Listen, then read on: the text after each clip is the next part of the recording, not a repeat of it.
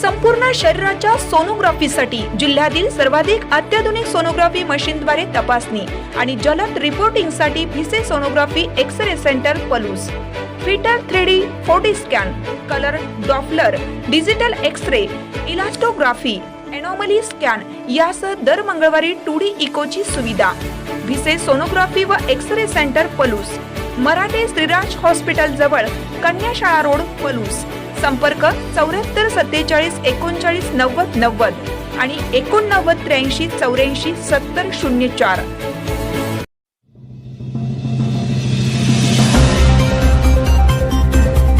आयुक्तांची शामरावनगरला भेट, तातडीने प्रश्न मार्गी लावण्याचे आश्वासन, नागरिकांना मोठा दिलासा.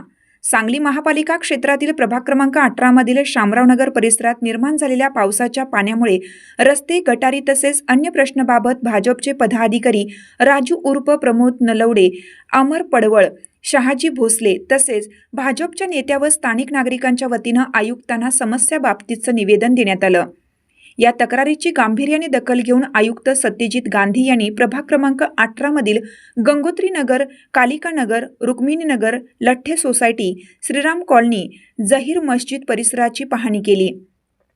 यावेळी स्थानिक नागरिकांनी आपल्या समस्या आयुक्तांपुढे मांडल्या. या समस्येतून आम्हाला मुक्त करा अशी विनंती केली.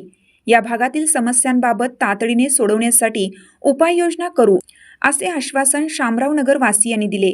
निवेदनाला मान देऊन आयुक्तांनी पाहणी केल्याबद्दल स्थानिक नागरिकांनी सांगली महापालिका प्रशासनाचे आभार मानले.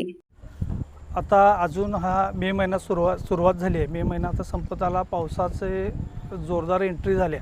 अजून पावसाळा सुरुवात व्हायची आहे. त्याच्या अगोदरच भरपूर पाऊस पडला आणि त्यामुळं ह्या गुंडेवारी भागात एवढी दयनीय अवस्था झाली आहे की नागरिकांचं खूप हाल व्हायला लागले इथं.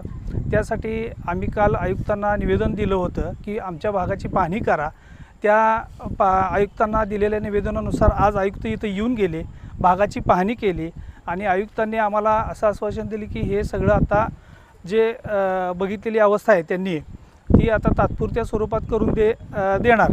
आणि जर आयुक्त साहेबांनी जर त्यांनी सांगितलं तसं जर नाही केलं तर आमच्या या भागातनं तीव्र आंदोलन उभं करण्याचं आम्ही नागरिकांनी सगळ्यांनी ठरवलेलं आहे. काय सध्या परिस्थिती आहे आता? सध्या परिस्थिती पावसानं आता ही बघताय सगळं मागच्या बाजूला पाणी आहे, घरातनी पाणी चालू आहे, साप वगैरे असं फिरतायत आणि लहान मुलांना घरातली लोक लहान मुलांना बाहेर सोडत नाही आहेत. अशी खूप दुरावस्था झालेली आहे या भागाची.